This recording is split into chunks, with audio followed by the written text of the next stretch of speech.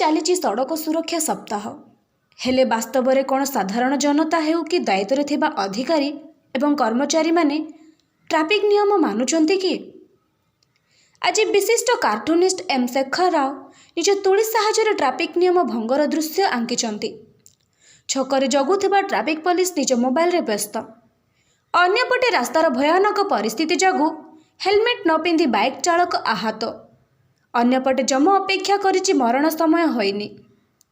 ଏହି ଚିତ୍ରଟି ସମ୍ପୂର୍ଣ୍ଣ ପାରଳାଖେମୁଣ୍ଡିର ବ୍ୟବସ୍ଥାକୁ ଦେଖାଉଛି।